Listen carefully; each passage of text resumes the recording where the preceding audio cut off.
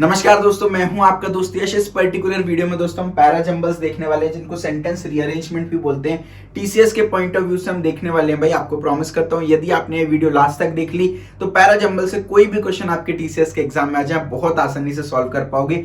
एक important topic है, questions की हेल्प से हम यार कॉन्सेप्ट समझने की कोशिश करते हैं। तो देरी किस बात की है, चलिए शुरू करते हैं। पहला क्वेश्चन आपकी स्क्रीन पर देखिए, टीसीएस में 2 बार पूछा गया था। 2018 में पूछा, 2022 में फिर से रिपीट कर दिया। प्रीवियस ईयर पेपर से भैया टीसीएस में बहुत सारे क्वेश्चंस रिपीट हो जाते हैं, तो प्रीवियस ईयर पेपर सॉल्व करना बहुत इंपॉर्टेंट है। चैनल पर नए हैं तो सब्सक्राइब करके बेल आइकन दबा दीजिएगा और वीडियो को लाइक जरूर कर दीजिएगा। देखिए भाई, इसमें होता क्या है मैं आपको ब्रीफली समझा देता हूं, एक बार पढ़ भी देता हूं। तो question below comprises 4 scattered segments of a paragraph. एक पैराग्राफ के 4 स्कैटर्ड सेगमेंट्स दिए हैं, 4 पार्ट्स दे रखे हैं basically. Identify from among the 4 choices the sequences that correctly assemble the segments and complete the paragraph. दरअसल नीचे आपको 4 चॉइसेस दी थी, इन 4 चॉइसेस की हेल्प से आपको बताना था भैया कि क्या करेक्ट सीक्वेंस होना चाहिए। अब 2018 में तो चॉइसेस दी हुई थी, 2022 में जो ऑन कैंपस का पेपर हुआ था उसमें एक ट्विस्ट खेल गए। आपको यहाँ पर 4 ब्लैंक बने दिख रहे थे, तो आपको चॉइसेस नहीं दी थी, आपको चारों ब्लैंक में जो करेक्ट सीक्वेंस था वो बताना था कि भाई सबसे पहले बी आएगा क्या, उसके बाद सी आएगा क्या, उसके बाद ए आएगा क्या, उसके बाद डी आएगा। ये फास्टेस्ट फिंगर फर्स्ट की तरह होता है, आपने केबीसी में देखा होगा। तो आपको एक यार करेक्ट पैराग्राफ बनाना है, इन चारों सेंटेंस में एक सीक्वेंस बनाना है जिससे कि एक मीनिंगफुल पैराग्राफ बने। मैं बोलता हूं कभी भी सही चीज नहीं आइडेंटिफाई करेंगे, इसमें हम गलत चीजें आइडेंटिफाई करते हैं, फिर जो हमारे पास बचता है वो अपने आप सही हो जाएगा। देखो कहने का मतलब क्या है, and this fact is encouraging. देखिए यहाँ पर तीसरा ऑप्शन देखते हैं, ऑप्शन सी देखते हैं भाई क्या बोला, and this fact is encouraging. This fact मतलब किस फैक्ट के बारे में बात कर रहे हैं। अगर मैं सी को अपना पहला स्टेटमेंट बनाऊंगा तो मैं नहीं बना सकता, क्योंकि ये किसी ना किसी स्टेटमेंट के बाद फॉलो होने वाला है। दिस फैक्ट, दिस वर्ड आ गया भाई, किस की बात कर रहे हैं। तो जब तक हमको ये पता ही नहीं है तो हम कैसे सी से स्टार्ट कर सकते हैं, यानी हम सी से तो स्टार्ट नहीं करेंगे भाई। सिमिलरली डी में अगर आप देखो बट वर्ड आ रहा है। बट वर्ड जो होता है वो 2 ऑपोजिट सिग्नल्स को कनेक्ट करने के लिए होता है। जैसे for example Ravindra Jadeja scored 50 runs but India lost the match. तो रविंद्र जडेजा ने 50 रन बनाए, इसके बावजूद भी इंडिया मैच हार गई। अगर अब आप ध्यान से देखो, इसके बावजूद भी, लेकिन, किंतु, परंतु, ये सारे सेकंड सेंटेंस होते हैं कि भाई एक सिचुएशन हो गई लेकिन उसके बाद भी ये। तो बट कभी भी पहले सेंटेंस का पार्ट नहीं हो सकता, यानी हम डी से भी स्टार्ट नहीं कर सकते। अब या तो हम स्टार्ट करेंगे ए से या तो हम स्टार्ट करेंगे बी से। भाई there has been much discussion about which is the profession that makes most money. Finance graduates are always assume to earn most. अब अगर आप ध्यान से देखो, कभी भी अगर आपने इंग्लिश में या ढंग से पैराग्राफ्स को पढ़ाओ, सबसे ऊपर जनरलाइज स्टेटमेंट्स लिखे रहते हैं, फिर नीचे स्पेशल कैटेगरीज होती हैं, उन जनरलाइज स्टेटमेंट के एग्जांपल्स दिए रहते हैं, है ना। तो अब यहां पर अगर मैं बी को पहला सेंटेंस मानता हूं तो दिक्कत में फंस जाऊंगा, क्योंकि बी में एक एग्जाम्पल कोट किया है, यानी मैं ए से स्टार्ट करूंगा। भाई ए क्या बोल रहा है, there has been much discussion about which is the profession that makes most money. ये अपना इंट्रोडक्शन हो गया भाई, पैराग्राफ की थीम हो गई कि भाई काफी सारा डिस्कशन इस बारे में हुआ है कि कौन सा ऐसा प्रोफेशन है जिसमें सबसे ज्यादा पैसा है। भाई अब ऑप्शन, फिर उसके बाद ए के बाद देखो बी आ जाएगा भाई, है ना। तो अपन एक जनरलाइज स्टेटमेंट लिख दिया। मैं एग्जांपल बताना शुरू कर रहा हूं। सबसे पहले एग्जांपल मैंने फाइनेंस के बारे में लिया है कि भैया फाइनेंस ग्रेजुएट जो है, ऐसा एज्यूम किया जाता है कि भैया वो सबसे ज्यादा पैसा कमाते हैं। तो पहली लाइन में बता दिया कौन सा प्रोफेशन सबसे ज्यादा पैसा कमाता है, फिर दूसरी लाइन बता दिया भाई फाइनेंस जो है वो सबसे ज्यादा पैसा कमाता है, लेकिन फिर डी आ जाएगा।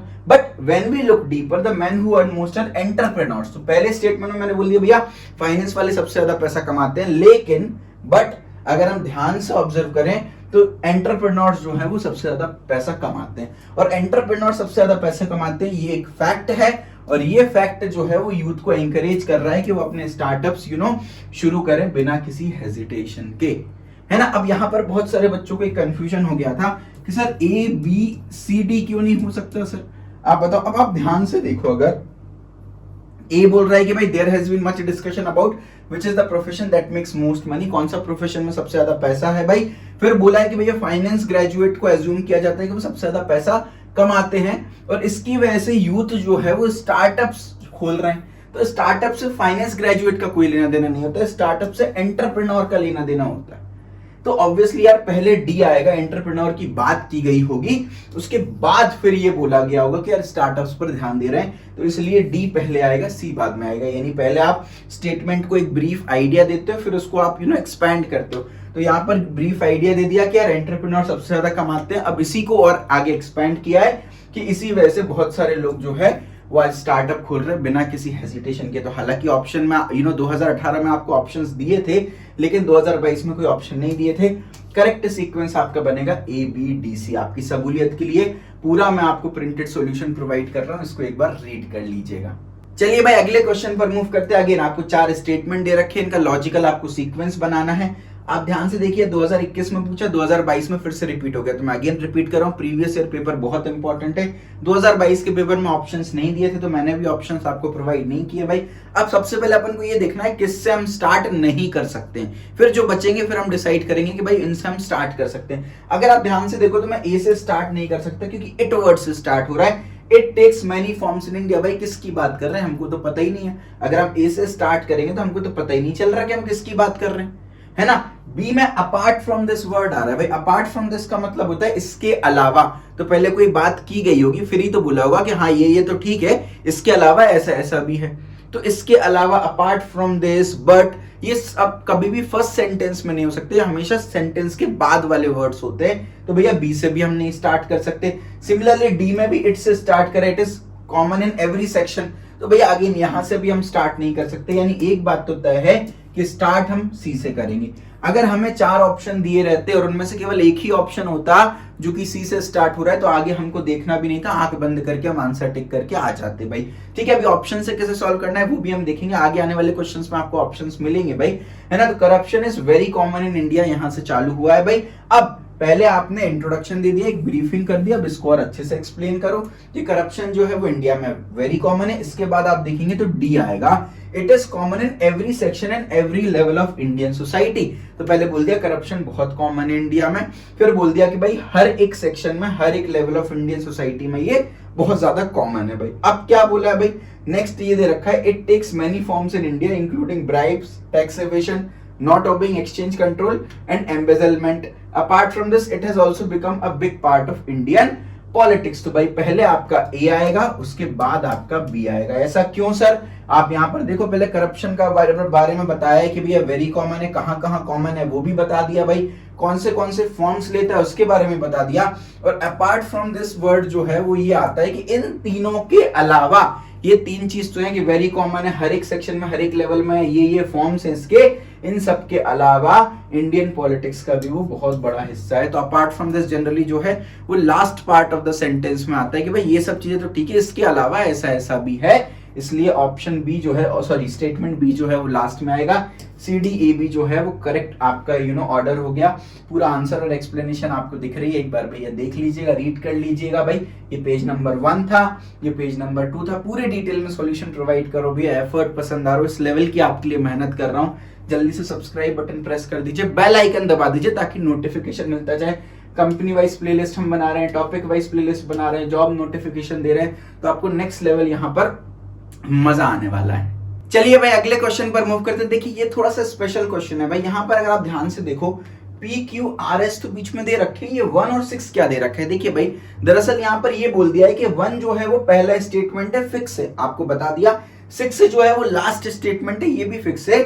इसके बीच में 2, 3, 4, 5 यानी 4 स्टेटमेंट मिसिंग है, और ये चारों स्टेटमेंट जम्बल्ड है। यानी 1 और 6 तो अपनी पोजीशन पर फिक्स है, 1 सबसे ऊपर 6 सबसे नीचे, बीच वाले स्टेटमेंट जम्बल्ड अप है, तो आपको वो बनाने हैं भाई। तो देखो ये थोड़ा सा चैलेंजिंग हो जाता है, क्योंकि आप ना इंट्रोडक्शन वाला स्टेटमेंट ना बहुत आसानी से फाइंड आउट कर पाते थे, लेकिन यहाँ ऑलरेडी आपको गिवन है। अब आप एक चीज देखो, आपको सबसे पहले ना सेकंड स्टेटमेंट फाइंड करना है, फर्स्ट के बाद जो आएगा। अगर आप ध्यान से देखो क्यू पी आर एस ये चारों अलग अलग ऑप्शन दे रखे हैं। तो यदि आपने केवल इतना आइडेंटिफाई कर लिया कि भाई फर्स्ट के बाद क्या आएगा, आपका आंसर वही निकल जाएगा। क्योंकि अगर फर्स्ट के बाद क्यू आएगा तो आंसर ए हो जाएगा, आर आएगा तो आंसर बी हो जाएगा, पी आएगा तो आंसर सी हो जाएगा, एस आएगा तो आंसर डी हो जाएगा भाई। देखो पहला स्टेटमेंट पढ़ते हैं, क्या बोला था, motor car is one of the useful gift of modern science. अब यहाँ पर भाई बोला गया है कि जो मोटर कार है वो मॉडर्न साइंस का one of the useful gift जो है वो है।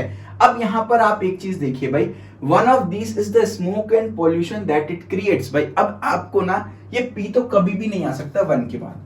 यहां पर बोला भैया मोटर कार जो है वो one of the most useful gift है। भैया मोस्ट यूजफुल गिफ्ट यानी कुछ तो पॉजिटिव बात की है। अब पॉजिटिव के बाद एकदम से नेगेटिव बात कर दी कि भैया स्मोक एंड पोल्यूशन करता है। और वन ऑफ दिस मतलब किसके बारे में बात कर रहे हैं भाई? डिसएडवांटेजेस या नेगेटिव चीज के बारे में बात कर रहे होंगे तो पहले आप बताओ तो सही कि आप नेगेटिव चीज के बारे में बात कर रहे हो। तो वन ऑफ दिस से स्टार्ट हो रहा है, मतलब ये कुछ भी नहीं समझ आया। तो अगर आप वन के बाद इमीडिएटली टू पढ़ोगे आपको अजीब लगेगा। The motor car is one of the useful gift of modern science, one of this is the smoke and pollution that it creates. मतलब ये मुझे तो नहीं समझ आ रहा, यानी पी से तो हम नहीं स्टार्ट कर सकते, है ना। The other is that, again यही दिक्कत आ गई भैया। द अदर इज दैट मतलब किसकी बात कर रहे हैं भैया? अगर मैं वन की इमीडिएटली बाद आर लगाऊं तो अगेन ये यार वन के तुरंत बाद तो नहीं आने वाला, या तो क्यू आएगा या तो एस आएगा। अब आप एक चीज देखो, कभी भी अगर आप किसी भी पैराग्राफ को पढ़ोगे तो पहले हमेशा पॉजिटिव बातें जैसे कर दी, उसके बाद अगर नेगेटिव बातें कर रहे हैं तो ऐसा होगा कि भाई पहले सारे पॉजिटिव बातें कर दी, फिर उसके बाद सारी नेगेटिव बातें कर दी, फिर कंक्लूजन निकाल दिया कि हाँ भाई कुछ पॉजिटिव्स हैं कुछ नेगेटिव्स हैं। कभी भी ऐसा नहीं होता पॉजिटिव करी फिर नेगेटिव करी फिर पॉजिटिव करी फिर नेगेटिव बातें करी। तो अगर आप एस को देखोगे तो येट वर्ड आ गया, मतलब भाई क्या बोला? The motor car is one of the useful gift of modern science. भाई मोटर कार यूजफुल गिफ्ट है मॉडर्न साइंस का, yet we cannot say that a motor car is a blessing without disadvantage। भाई बिल्कुल सही बात है भाई, बोला है कि यूजफुल गिफ्ट है लेकिन कुछ डिसएडवांटेज है। तो वन के बाद एस आ सकता है, लेकिन भाई पॉजिटिव के बाद मैं अगर नेगेटिव पे शिफ्ट हो रहा हूं तो फिर सारे स्टेटमेंट नेगेटिव रखूंगा।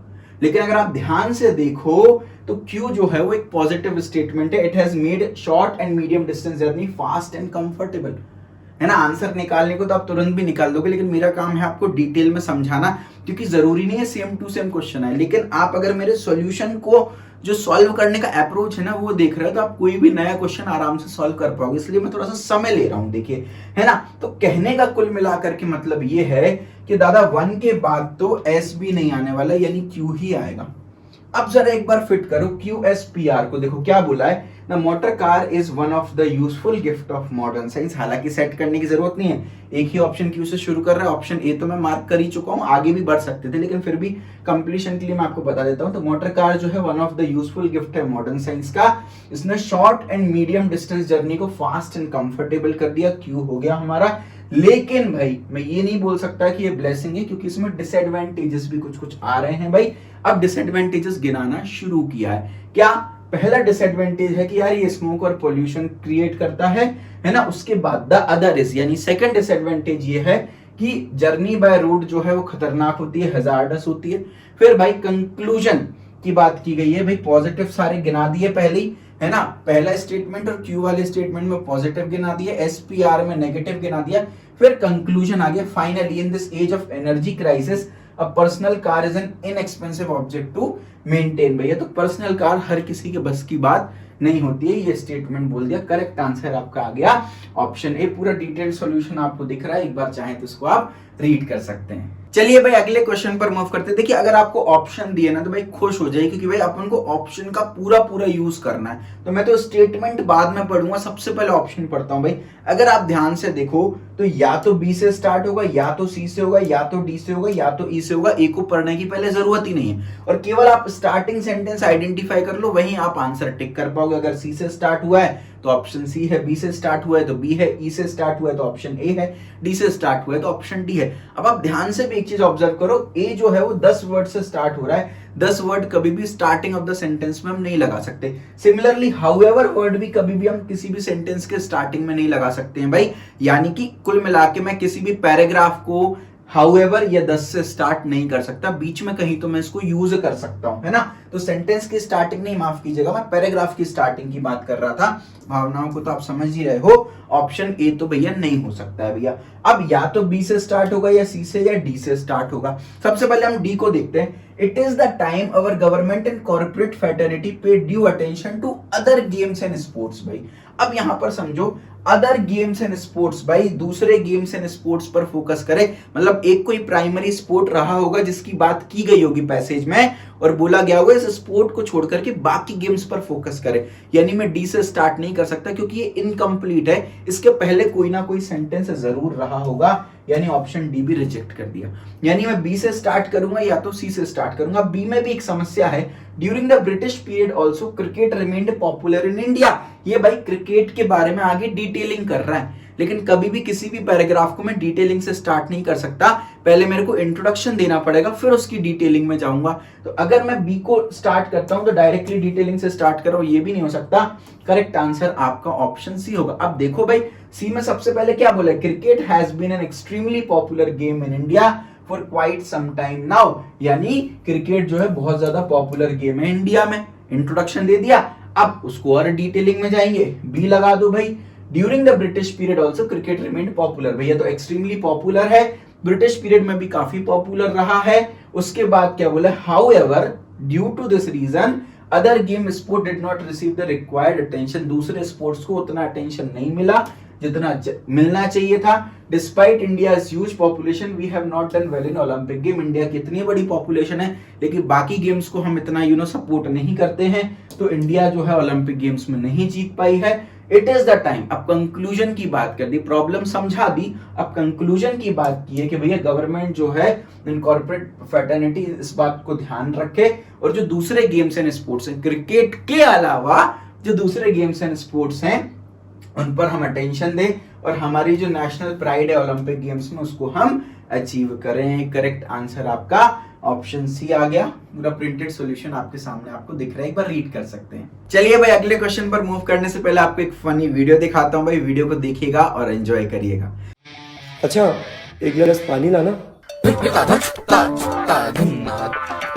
अच्छा मैं क्या सोच रही थी, आज शाही पनीर बना दूं? बना लो। तो फिर आप जाके पनीर ले आओ। हाँ हाँ अभी ले आता हूँ। और साथ में छोले भी बना लूं। बना लो बना लो। और मीठे में खीर और गाजर का हलवा। बना लो बना लो बना लो। मुंह में पानी आया, पी लो।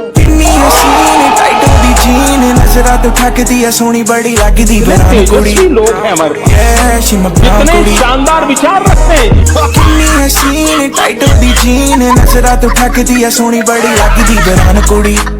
चलिए मैं उम्मीद करता हूँ भाई आपको वीडियो देखकर मजा आएगा। लड़कों को तो ऑब्वियसली नहीं मजा आया होगा भाई, लेकिन रियलिटी है बेटा, आपका फ्यूचर ऐसा ही होने वाला है। सावधान रहें, सतर्क रहें, लड़कियों को जरूर मजा आ गया होगा। चलिए आगे बढ़ते हैं। देखिए भाई अगला सवाल टीसीएस में 2021 में पूछा गया था भाई। अगेन 4 स्टेटमेंट्स दे रखे हैं, आपको सीक्वेंस दे रखा है, आपको करेक्ट सीक्वेंस बताना है। निब और निब्बी मैंने मेंशन कर रखा है, ऐसा क्वेश्चन में नहीं आया था भाई, पीटर और बैन आया था, थोड़ा सा फनी बना दिया बस क्वेश्चन आपके लिए। चलिए भाई क्वेश्चन को एक बार आप सॉल्व करिएगा, आपके लिए होमवर्क टास्क है, विद्यार्थी कर्तव्य है।